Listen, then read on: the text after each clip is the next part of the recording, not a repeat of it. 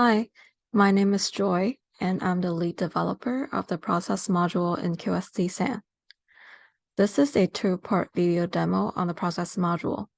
You're now watching part 2, which covers section 2 and section 3 of the tutorial number 10. You can check out part 1 on the structure and the core capacities of the process module following the link in the comments section. As usual, this is an interactive tutorial. Please open an empty Jupyter notebook if you want to follow along. Before we get started, let's import QSDsan, specifically version 1.2.5. Today, we'll learn how to use the process module to implement a process model. For demonstration purposes, we have defined a simple biokinetic model. This model describes a simplified activated sludge system involving 5 components besides water. There are particulate and soluble organic substrates, dissolved oxygen and CO2, and biomass. 3 of them are measured as COD, oxygen measured as itself, and CO2 measured as carbon. This model uses 3 dynamic processes to characterize the transformation among these components, including hydrolysis, growth of biomass, and decay of biomass. Their stoichiometry and process rate equations are described here.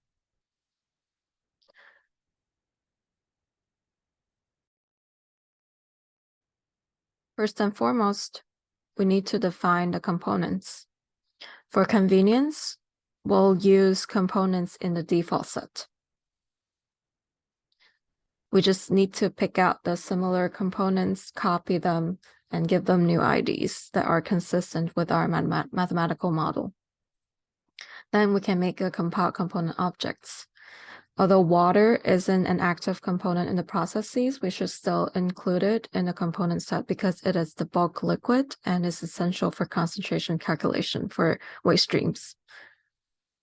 Before we move on, we need to double check whether the component's attributes are set correctly. An important one is measured as. It should be consistent with the definition of the state variables in the model. O2 is measured as itself, so O2.measured as should be none. CO2.measured as should be carbon, and XS measured as should be COD. It is also important to check the relevant I_ properties of the components. For example, the stoichiometric coefficients for biomass growth rely on conservation of COD and carbon. So we need to make sure ICOD and IC properties are set correctly for those components. For example, O2's ICOD should be -1, meaning that there's -1 gram COD per gram oxygen, and its IC should be 0 regardless because it doesn't contain any carbon. Anything measured as COD should have an ICOD equal to 1. For example, XS.ICOD should be 1. Now we've confirmed these properties have correct values, we can go ahead and set thermals with them. Next, we can create process objects for individual processes.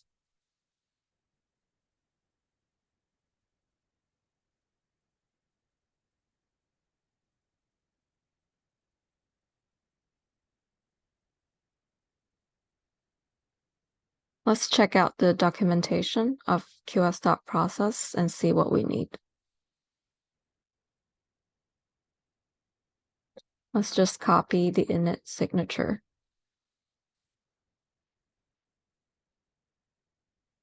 We'll call it PC1.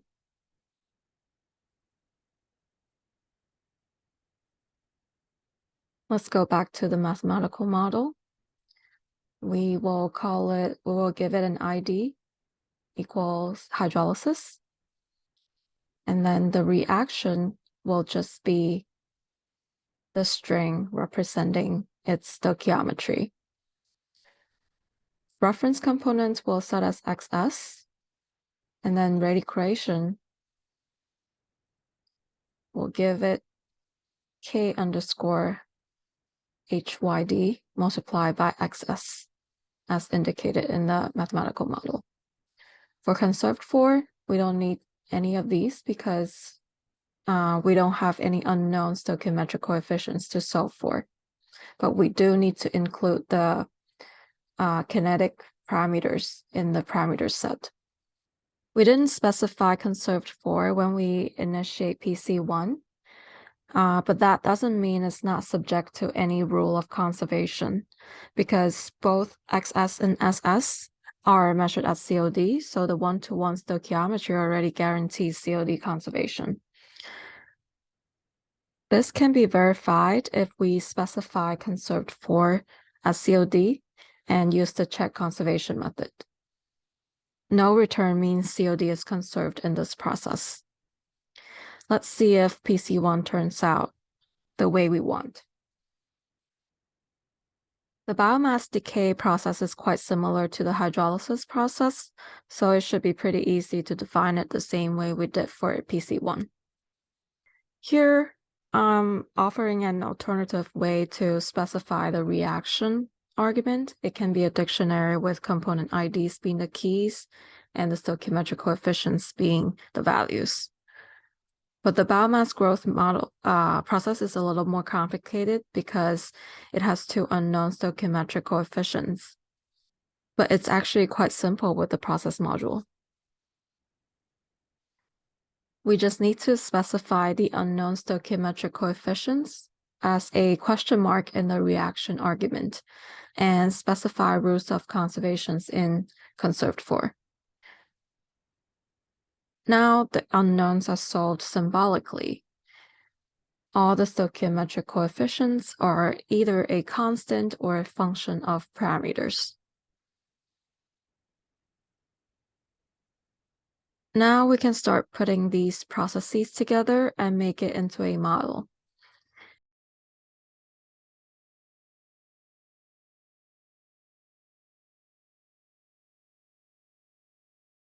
If we check bkm.parameters, it returns a single dictionary including all the parameters across the three processes. Because this dictionary is shared across processes, we should absolutely avoid using the same symbol for different parameters in individual processes. And the values in the dictionary are just symbol objects for now because we haven't assigned numerical values to them yet. Same as before, we can use the set parameters method or directly set the values of the dictionary. Once we've set the parameter values, we can check out the stoichiometry, the rate equations, and the components production rates.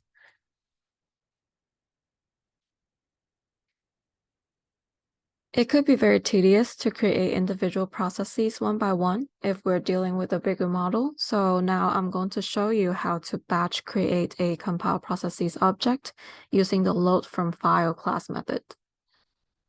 First, we need to put all information on stoichiometry and kinetic rates in a Peterson matrix like this.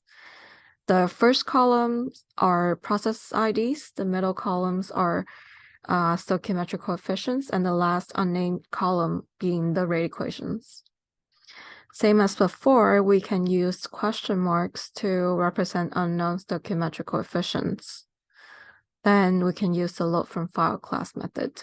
Let's check out the init signature.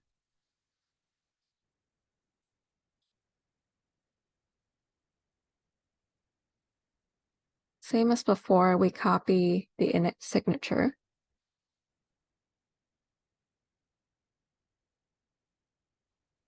Let's call it bkm underscore batch. And for path, we need to input the file that store the stoichiometry and rate equation data. For conserved for, we need to put in COD and carbon because that's what's needed to solve for the unknown stoichiometric coefficients in the growth process. And we need to input all the parameters in the parameters argument. And the rest, we can just leave them as default.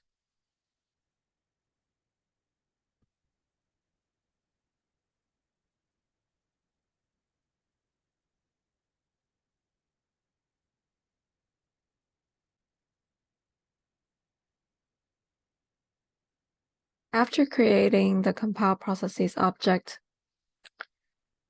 we can check its attributes.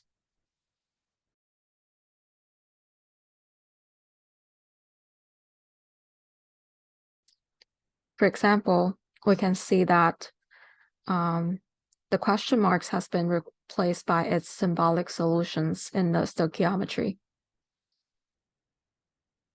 Note that we didn't specify reference components for individual processes. This means that the method will automatically consider the first component with a stoichiometric coefficient of 1 or -1 as the reference. Another important difference is that because we need conservations of both COD and carbon to solve for the question marks in the second process, these rules will be considered applicable to all processes. If we check bkm_batch.decay.check conservations, we get this error, which basically means carbon is destroyed in the decay process. This is because of the inconsistent IC values in the relevant component. We have we use 1 unit of XB to generate 1 unit of XS, but XB and XS has different IC values. In this case, we are still able to initiate the compile processes object, but there are cases when the rules of conservation are over-defined. For example, a process is only subject to conservation of 2 materials, but 3 were specified. In these cases, SymPy may fail to give a solution to the unknown stoichiometric coefficients. Then we may have to consider creating the process separately from others and then inserting it into the collection afterwards. So far, we've covered all the important features you'll need to know to implement a process model. To accommodate models with higher complexity, the process module also includes some advanced features that can make it more convenient or computationally efficient to work with process models. First, I would like to introduce the dynamic parameter class. Imagine in the biomass growth process above, the yield YB is dependent on the relative abundance of soluble substrate.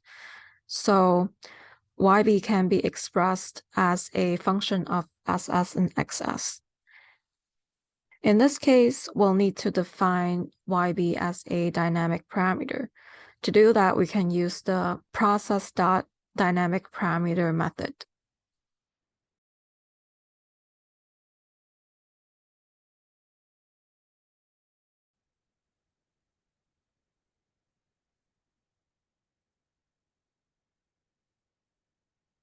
We can see that it requires 3 keyword arguments: function, symbol, and a dictionary of params. So we can use it as a decorator. First, we need to define the function, which should take 2 positional arguments, the first one being the state array, and the second one being a dictionary of parameters. Then we also need to specify this dynamic parameter has a symbol of YB, and then any additional parameters related to the calculation of YB should be included in params as a dictionary.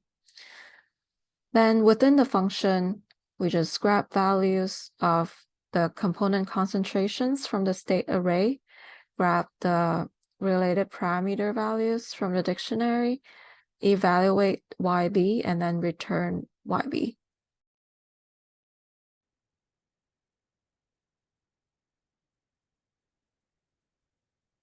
Now, when we call bkm.parameters again, we'll see YB is still the old numerical number because we haven't provided the necessary inputs to evaluate it yet.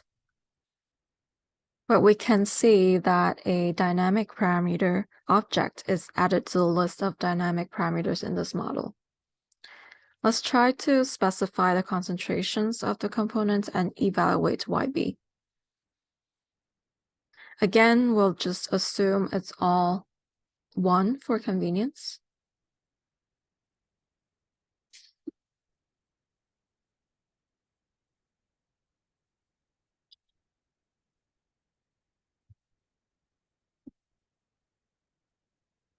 And then we input it to the params eval function, and then we check it again. We can see YB values is updated. Accordingly, the stoichiometric coefficients are updated as well.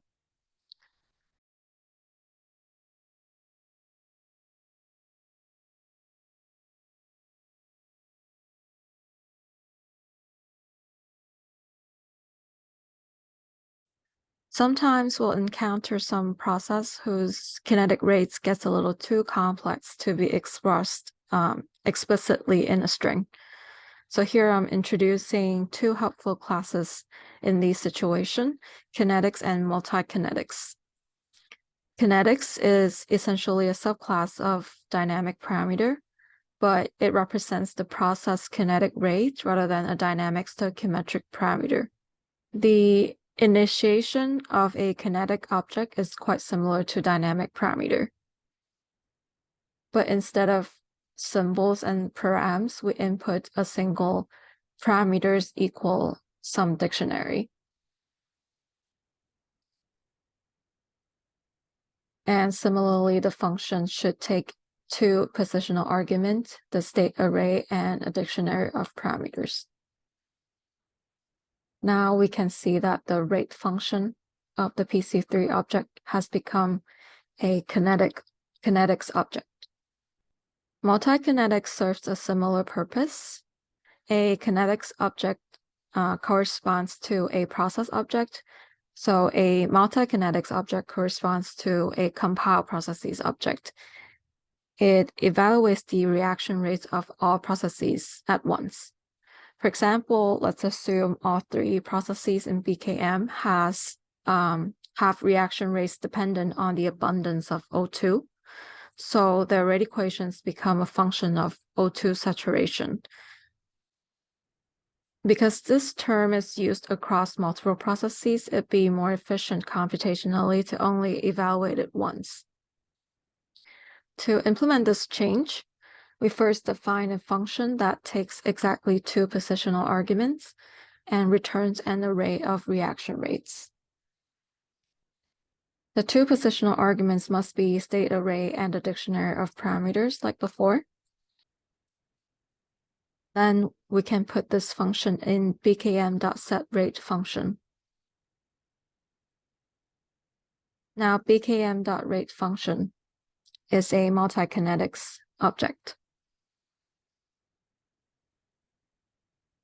Note that we have an additional parameter, KO2, so we need to add it to the parameter dictionary of the multikinetics object as well, using the setParams method. And now we can use the same state array to evaluate the rates of all the processes at once. That concludes this tutorial on the process module. To summarize, we've covered how to use the main classes in the process module to implement process models of different complexities. We've mainly used a simplified biokinetic model for demonstration, but you can certainly implement physical or other chemical processes with these features as well. I would encourage you to check out the implemented models in the processes module and learn more about the use of some advanced features. Thank you for watching.